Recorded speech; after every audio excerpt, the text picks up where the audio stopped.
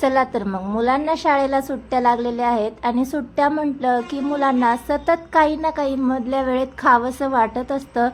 तर मग आपण ते हेल्दी पद्धतीने कसं मुलांना द्यायचं तर त्याचाच विचार करून आजची रेसिपी मी तुमच्यासोबत शेअर करणार आहे.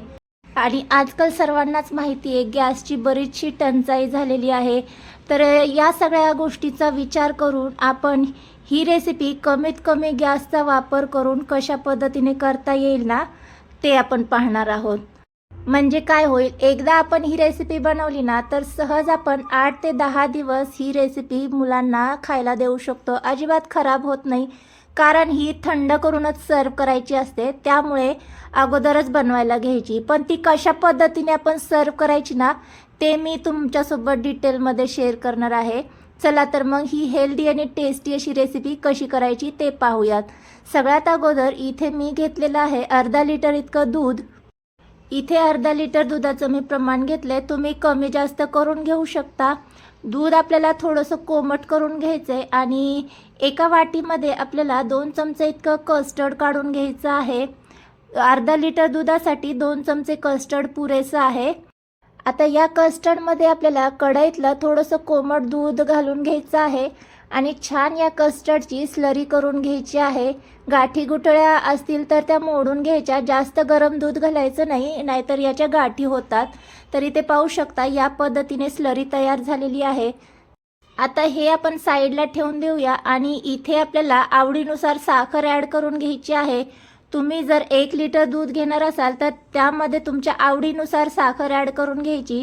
छान एकजीव करून घ्यायचं आणि जसं दूध गरम झालं की मीडियम गॅस करायचा आणि एका चमच्याने आपल्याला सतत मिक्स करत दुसऱ्या साईडने आपल्याला ती स्लरी ओतून घ्यायची आहे. व्हिडिओ दाखवते त्या पद्धतीने आपल्याला सतत मिक्स करून घ्यायचं आहे. म्हणजे याच्या आपल्याला गाठी गुठळ्या होऊन द्यायच्या नाही आहे. सतत मिक्स करून 5 मिनटं हे मिश्रण आपल्याला शिजवून घ्यायचं आहे.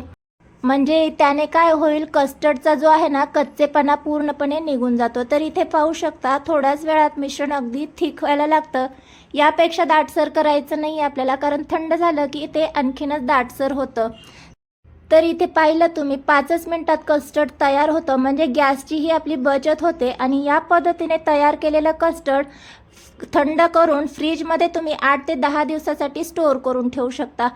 कस्टर्ड आपलं थंड होतंय तोपर्यंत एक पॅन घेतलेला आहे आणि यामध्ये मी 1 चमचा इतकं तूप घालून घेतलं आणि यामध्ये इथे आपल्या ज्या नॉर्मल शेवया असतात ना त्या आपल्याला थोड्याशा 2-3 मिनिटासाठी परतवून घ्यायच्या आहेत. या शेवया पूर्णतः ऑप्शनल आहेत, पण छान असा क्रंचीनेस टेस्ट येण्यासाठी या शेवयांचा वापर मी करत आहे. तुम्हाला इथे शेवया वापरायच्या नसतील तर हे तुम्ही स्किप करून घेऊ शकता. म्हणजे कशी पुढची प्रोसेस करायची ते मी तुम्हाला नंतर दाखवते. तर इथे बऱ्यापैकी शेवया परतवून झाल्या की थोडासा गोल्डन कलर आला की हे आपल्याला काढून ठेवायचे आहेत आणि थंड करायला घ्यायचे आहेत. इथपर्यंत तयारी झाली. आता एक भांडं घ्यायचं आहे आणि यामध्ये इथे मी घेतलेले आहेत अर्धी वाटी इतकी बारीक अशी चिरून घेतलेली किवी. केळी आवडीनुसार घ्यायची आहेत, त्याचे काप करून घेतलेले आहेत. डाळिंबाचे दाणे घेतलेले आहेत आणि काळे द्राक्षांचा इथे मी वापर केलेले आहेत. इथे फ्रूट्स तुम्ही तुमच्या आवडीनुसार कमी जास्त करून घेऊ शकता किंवा तुमच्या आवडीचे फ्रूट्स यामध्ये वापरून घेऊ शकता.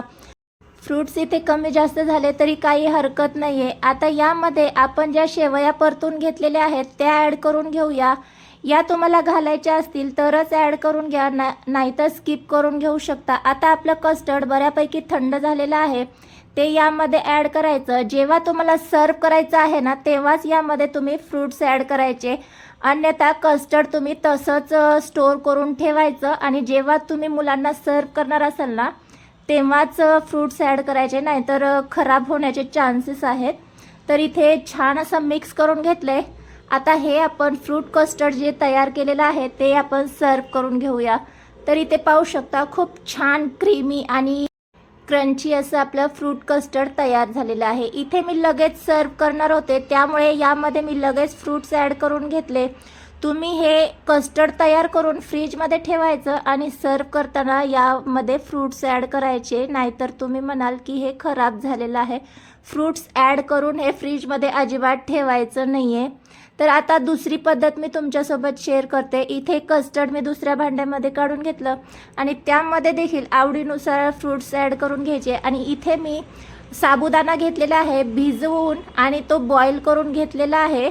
म्हणजे 5-1 मिनटं याला मी बॉईल करून घेतलेला आहे. आणि यामध्ये आता आपल्याला परतलेल्या शेवया ॲड करून घ्यायच्या आहेत आणि यामध्ये सब्जा देखील मी ॲड करून घेणार आहे. इथे मी लगेच सर्व करते त्यामुळे हे सर्व साहित्य मी लगेच घातलेलं आहे आणि आवडीनुसार आईस क्यूब देखील घालून घेतलेला आहे. छान सगळं एकजीव करून घ्यायचं आहे. तर या पद्धतीने देखील तुम्ही फ्रूट कस्टर्ड सर्व करून घेऊ शकता. मी 2 वेगवेगळ्या पद्धतीने ते फ्रूट कस्टर्ड तुमच्यासोबत शेअर केलेलं आहे. तुम्हाला जी पद्धत सोपी वाटते त्या पद्धतीने तुम्ही फ्रूट कस्टर्ड सर्व करून घ्यायचं आहे. इथे पाहू शकता खूप छान तयार झालेलं आहे. आता हे देखील आपण सर्व करून घेऊया. तर यामध्ये आपण जेव्हा सब्जा आणि शेवया साबुदाणा ॲड करतो ना तेव्हा त्याला एक अशी फालुद्यासारखी टेस्ट येते. हवं तर यामध्ये तुम्ही आईस्क्रीमही ॲड करून घेऊ शकता.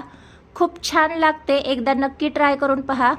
कोणती पद्धत सोपी आहे त्या पद्धतीने ट्राय करा. सिम्पलमध्येही दाखवलं आणि आणखी थोडंसं एक्स्ट्रा ॲड करूनही तुमच्यासोबत शेअर केलेलं आहे.